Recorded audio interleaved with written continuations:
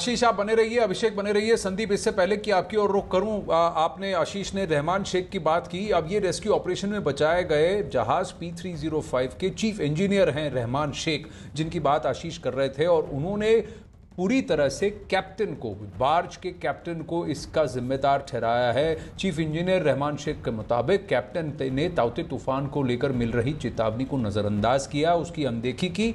उन्होंने कहा रहमान शेख के मुताबिक कि कैप्टन ने ही यह फैसला लिया कि जहाज पोर्ट ना ले जाकर उसे समुद्र में ही रखने का फैसला जो था वो कैप्टन ने ही लिया।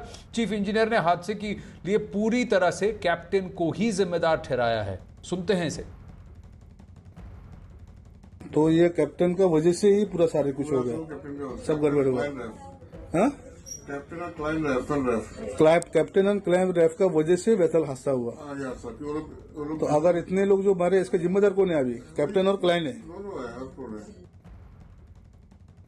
व्यक्ति अच्छा है, कैप्टन व्यक्ति अच्छा है, लेकिन उसने डिसीजन गलत लिया।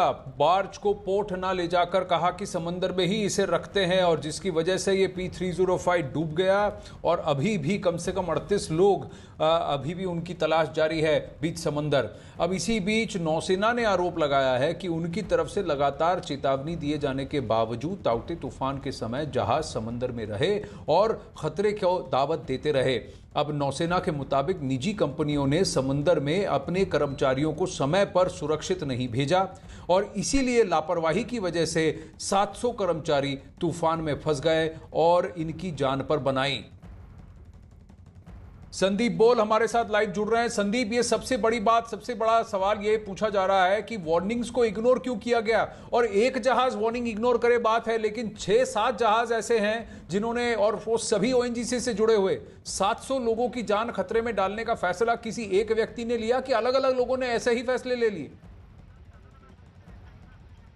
आनंद, देखिए, अगर मैं कल मेरी जब बात हुई थी कोस्ट गार्ड के जो ऑपरेशंस देख रहे हैं उनसे, तो उन्होंने जो डाटा दिया, जिस तरीके का आंकड़े उन्होंने दिए, वाकई चौंकाने वाले थे। उन्होंने कहा कि 11 तारीख से जब ये डिप्रेशन बनना शुरू हुआ था, तभी से जो है लगातार जो है अलर्ट जारी किए जा रहे थे, क्योंकि ये डिप्रेशन ऐसा बना हुआ था और लगातार चक्रवात जो है अपनी इंटेंसिटी को बदल रहा था, बढ़ा रहा था। तो लगातार जैसे जैसे बदलाव हो रहे थे उनकी जानकारी भी दी गई। उससे पहले जैसे ही इस तरीके का अनुमान लगा कि एक बड़ा तूफान आ सकता है, कोस्ट गार्ड ने 7,500 मछली पकड़ने वाली नाव को किनारे कर दिया। साथ ही 400 से ज़्यादा बड़े मर्चेंट शिपिंग वेसल जो है उनको इस पाथ से दूर रखने को कहा गया। लेकिन यहाँ जो ये 4-5 शिप थे, इन लोगों ने इस तूफान का अनुमान जो कोस्ट गार्ड की तरफ से अलर्ट में जारी किया गया था उसको उस तरीके से नहीं लिया, और यही वजह है कि इस तरीके की चीज़ें हुई।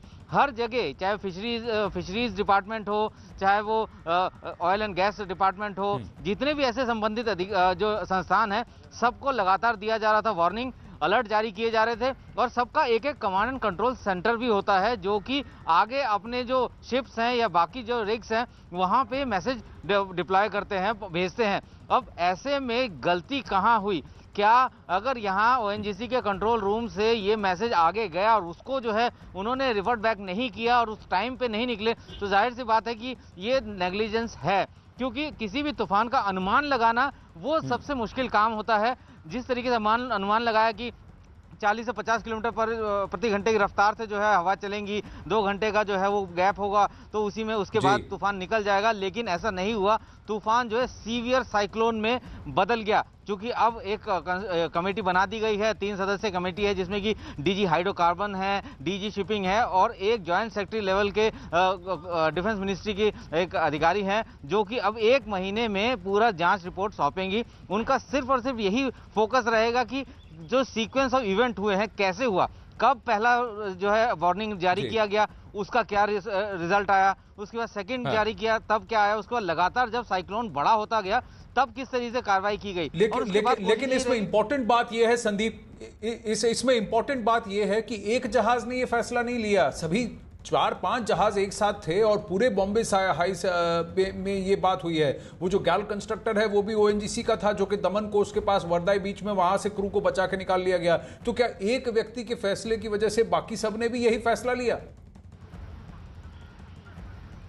देखिए, अनुमान नहीं लगा पाए। जहां तक मुझे लगता है कि अगर के कैप्टन ने किस बेसिस पे फैसला लिया, मैसेज जा रहा था, देखिए मैं वही कह रहा हूं कि अनुमान जो है वो अनुमान के हिसाब से होता है, क्योंकि कल कोस्ट गार्ड के जो अधिकारी हैं वो डायरेक्टली ब्लेम नहीं कर रहे थे कि हम लोगों ने अलर्ट जारी किया, उन्होंने नहीं निकाला, लेकिन उन्होंने ये कहा कि जो कंट्रोल रूम है, कंट्रोल सेंटर है जो उनका, वो डिसाइड करता है कि किस तरीके से इस वार्निंग को आप लेते हैं, किस तरीके से इस साइक्लोन का अनुमान आपने लगाया है। क्या साइक्लोन बहुत बड़ा हो सकता है और ज्यादा नुकसानदायक हो सकता है या कम हो सकता है, तो जिम्मेदारी तो तय होनी है और ये लापरवाही का भी मामला है। लेकिन अनुमान जो है वो लगा पाने में जो है एक ह्यूमन एरर भी कह सकते हैं, लेकिन इस एक ह्यूमन एरर के चलते इतने लोगों की जान जो है जोखिम में आई, इतने लोग मारे गए और अभी भी जो है लापता भी हैं। तो ऐसे में जवाबदेही बनती है और उम्मीद की जा रही है कि 1 महीने के भीतर जिस तरीके का एक रिपोर्ट अगर ये कमेटी बना के इसमें कई बार ऐसा होता है कि डीप सीज में ये सब जो बड़े जहाज होते हैं अभिषेक, उसमें भी ये होता है, ये फैसले लिए जाते हैं कि जब जहाज जो है कई बार पोर्ट में आने से अच्छा कि बीच समंदर में ही और ज्यादा सुरक्षित होगा, भले ही तूफान का लेवल थोड़ा एक्यूट क्यों ना हो। लेकिन इस तरह से जहाजों का बह जाना, कंट्रोल से बाहर चले जाना और फिर अपने आप को एंकर कर ना रखना, ये सब तो कहीं ना कहीं चौंका देने वाली बात है। और मैं बार बार यही पूछ रहा हूं, एक जहाज ये फैसला ले बात अलग है, लेकिन 5-6 जहाजों ने यही फैसला लिया, बावजूद इसके कि इंक्रीजिंगली 15 दिन से ये अलर्ट्स आपके पास आ रहे हैं, आपको तैयारी करने को की बात कही जा रही है। और साइक्लोन के अलर्ट्स तो एक दिन पहले भी बता दिए गए थे कि उसकी इंटेंसिटी क्या है, तो ये जहाज वहां से हट सकता था, अपना पोजीशन बदल सकता था, या शायद ये सारे जहाज एक साथ एक दूसरे के साथ हो सकते थे, या कहीं ऐसे हो सकते थे कि इस तूफान में वो अलग अलग तरीके से बह ना जाए। ये तो लकड़ी के टुकड़ों की तरह ऐसा एकदम पूरी तरह से बह गए, ढह गए पूरी तरह से। आनंद, बिल्कुल, क्योंकि जिस समय में ये साइक्लोन आया और वहां से गुजर रहा था, उस समय में 4 SOS कॉल जो नेवी और कोस्ट गार्ड को रिसीव हुई थी। 4 SOS कॉल रिसीव होने का मतलब है कि 4 जहाज जो है वो पानी के भीतर थे और वो अपने आप को बचाने के लिए उन्होंने एक SOS कॉल रेस की। लेकिन इम्पॉर्टेंट ये है, जब डीप सी में बड़े जहाज होते हैं तो वो इस तरीके के साइक्लोन झेलते हैं। उसकी वजह है कि डीप सी में कई बार साइक्लोन पानी की सतह के अंदर ज़्यादा होता है, ऊपर कम होता है, और जैसे जैसे सतह करीब आती है, जमीनी सतह, वो साइक्लोन ऊपर की तरफ बढ़ता है। बावजूद इसके ये अनुमान जरूर लगाया होगा, लेकिन चूंकि इस तरीके का, चूंकि गोवा में इस तरीके के तूफान ऑलरेडी दस्तक दे रहा था और इसको जो जिस तरीके से इंटेंसिटी बताई जा रही थी, निश्चित तौर पे ये छोटे जहाज थे जो उतनी इंटेंसिटी को नहीं झेल पाते, और ऐसे में बॉम्बे हाई से यहाँ पहुँचने में 1 से 1.5 दिन में वो पहुँच सकते थे। बावजूद इसको उनको वहाँ पर या तो लोग लेकर नहीं आए, या फिर जिस तरीके का डिसीजन हुआ कहीं ना कहीं उसमें चूक हुई है, और ये मानवीय भूल है। ये कोई टेक्निकल फॉल्ट नहीं है, मानवीय भूल है। तो इसमें जवाबदेही जरूर तय होगी, जो 1 महीने के भीतर संदीप बता रहे थे कि हो जाएगी। लेकिन इस समय जो ऑपरेशन चल रहा है, उस ऑपरेशन को लेकर के भी इम्पोर्टेंट है। जितनी लाइव्स अब तक ऑलरेडी स्ट्रगल कर रही हैं के भीतर, उनको कैसे बाहर निकाला जाए, उसके लिए एक बड़ी जद्दोजहद चल रही है। बावजूद इसके इतना बड़ा हादसा होता है, ये मैस कहीं ना कहीं जिसका भी है वो जल्दी से जल्दी सामने आएगा। लेकिन अनुमान लगाने में कहीं ना कहीं गलती जरूर हुई है।